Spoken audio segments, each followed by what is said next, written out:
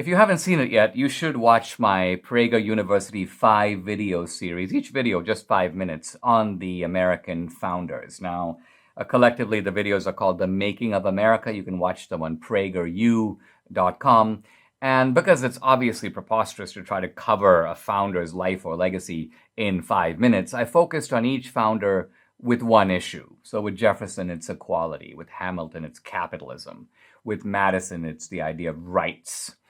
But I now want to turn to my exploration of John Adams. And with John Adams, the issue I've chosen that I think goes so well with Adams because he not only talked about it and obsessed about it, but he reflected it in his own life. This is the idea of virtue. Adams was a kind of classic New Englander of the old stripe, a person of unshakable integrity and someone who was suspicious of how do you create a society in which this virtue is not only permitted, it's permitted in a free society, but cultivated, so it doesn't begin to deplete as it seems to have depleted across the decades in America. Look at the state of virtue now, for example, in America, compared to, say, 100, let alone 200 years ago. I'm going to read a couple of lines from letters that Adams wrote that reflect his concern with this topic. Here's his letter from Adams to the Massachusetts Militia, 1798. Our Constitution was made only for a moral and religious people. It is wholly inadequate to the government of any other. Think of the implications of that remark. He's basically saying that if we're not a moral and religious people, we don't really deserve to be. We can't be a free people in the sense that the American founders intended. Here's Adams again, wondering about the effects of affluence. Will you tell me how to prevent riches from becoming the effects of temperance and industry? Will you tell me how to prevent riches from producing luxury? Will you tell me how to prevent luxury from producing effeminacy, intoxication, extravagance, vice, and folly? Here, what Adams is saying is that through temperance and frugality and hard work, we create prosperity. But how do we transmit that prosperity to the next generation? They're not going to be as frugal. They're not going to be as temperate. They're not going to have the same qualities of deferred gratification as their parents. I mean, think of how relevant this is, for example, to so many of us who grew up with so little, Debbie and me included. But with our children, they have so much more, and we can tell them about our hardship. But how do we communicate it to them? They who have been raised under totally different circumstances.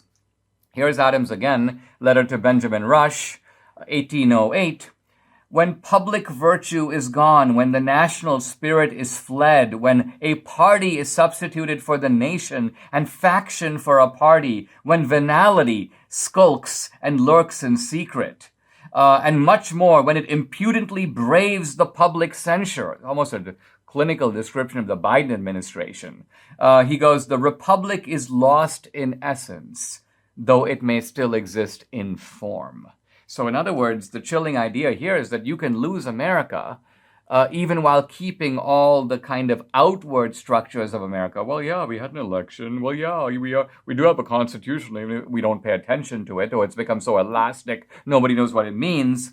So I think today, to understand Adams, we have to think for a moment about virtue itself. Because when we hear the word virtue today, we hear it from the left and from the right, but I think both in a context that Adams would find unrecognizable. From the left, virtue is, well, you've heard the term virtue signaling. And the key word there is signaling because you don't actually have to be virtuous. In fact, you don't have to do anything. What you have to do, this is a virtue that makes no demands on people. All you have to do is claim victimization. Not even your victimization. No one did anything to you, but you are a member of a victim group that was once victimized. And so apparently you're haunted by those memories, and this supposedly makes you virtuous. Or, if you think about virtue signaling, and think about somebody like Bill Clinton, this is an utterly shameless character. This is a guy who, for example, is a routine abuser of women. In one case, he's even accused of raping a woman, Juanita Broderick. And yet here's a guy who basically uses virtue signaling to get out of responsibility. He's sort of like, well, yeah, I may have done those things, but, I do support the Equal Rights Amendment. I am on the side of women's rights. I support equal pay for equal work. And so the virtue signaling actually is a mode of escaping virtue, of showing no virtue and covering for your lack of virtue. Now, on the right, we often hear about virtue, but their virtue is tied very much, I would call it, to the feminine virtues. It's tied to chastity, it's tied to the family, it's tied to abortion, it's tied to sexuality. And so these are, well, let's call them feminine, kind of feminine understanding of virtue, because it essentially revolves around sexuality. Now, interestingly, in Adams's time, when Adams uses, as he frequently does, the virtue, he doesn't mean any of this.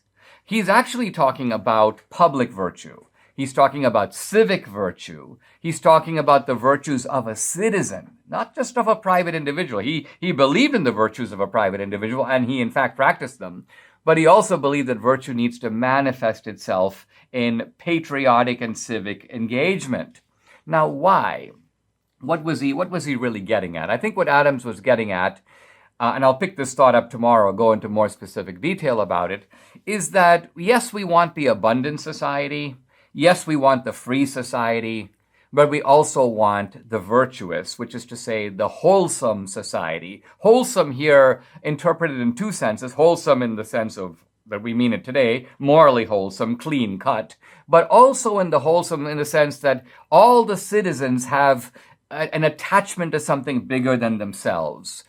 They are engaged in their communities. They're involved in private charities. They're involved in civic enterprises, whether they're volunteer firefighters or they man the volunteer city library. So freedom for Adams didn't mean mere choice. Freedom meant we have to educate people, and you see the importance of the role of education here. Religious education, yes, conducted through the churches, but also moral education conducted by parents and by schools and by civic institutions. The idea here is not just to have choice, but to make the right choice. So this is Adams, our kind of man of virtue, distinctive among the American founders in that way, hoping to create in America not just the free society, not just the prosperous society, but also the good society.